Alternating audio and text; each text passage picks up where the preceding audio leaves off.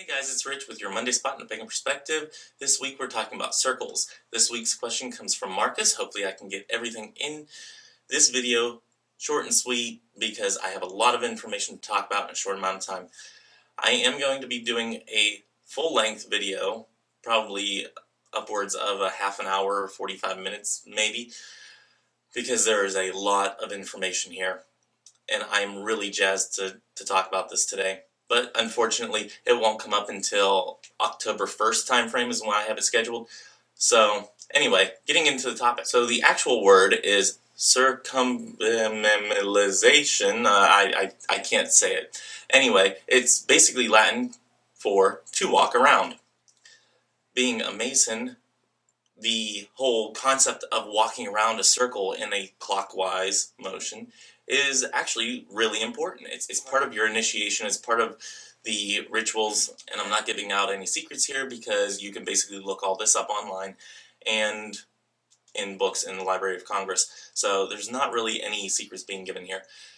In operative masonry, meaning the ones that actually built the temples and whatnot, they would walk clockwise around the group in order to be examined to see if they were physically adequate.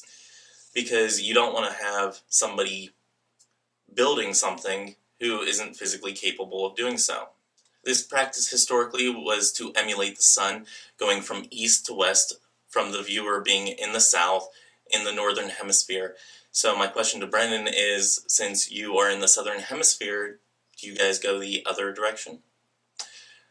Anywho, in ancient Greece, a priest would walk 3 times around an altar in a ceremony of purification.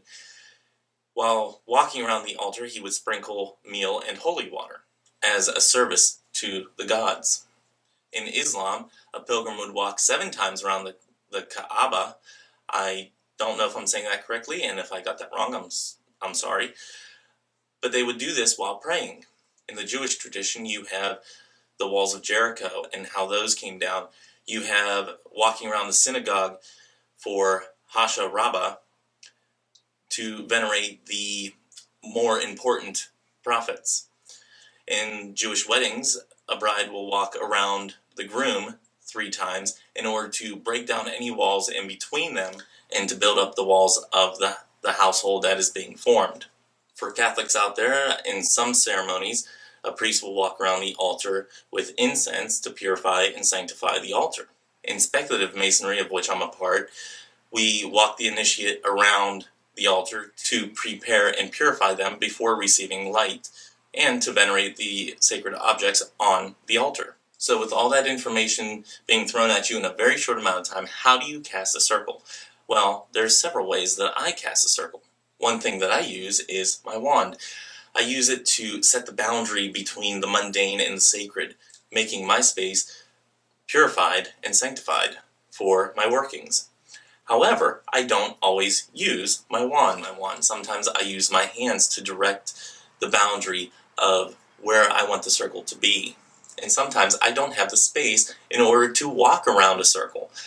Like if you watch my room tour, you will see that I don't have a lot of space where I'm at. So I can't really have the full circle like the altar room that I used to have back in New Jersey. So what do you do whenever you don't have a lot of space to work in?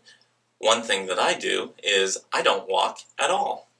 I gain the energy up in myself and I basically make a ball and then I bring it out. I expand it around myself and I make that sphere, that circle of which I can do my working.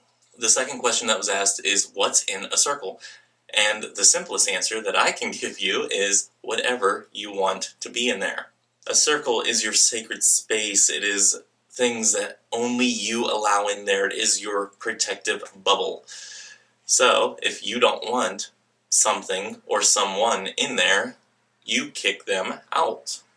Sometimes I have to forcibly put up a circle in order to keep certain things away from me. Whether it's just my bubble technique where I gain the energy and expand it. I've done that plenty of times. It works very well for me. And then there's other times whenever I actually walk a circle in order to keep certain things out. The third question that was asked is, Can your altar be in a circle? Absolutely. For me, most of the time, my altar is in the circle. Sometimes it is the circle itself. It is the sacred space in which I do my working. So sometimes your altar is in the circle, sometimes your altar is the circle. There's different ways to look at it, so it's actually quite a fascinating subject. I was really jazzed whenever I saw this topic come up for this week, and I'm glad that I was able to do it. I hope it's been somewhat comprehensive. Like I said, I will be doing this topic in a fuller length video, and you can find that on my personal channel here. And I recently got a Twitter account, so if you'd like to stalk me on Twitter, go ahead and go here. Until next time, may you all have love, hugs, and ladybugs. Bye-bye.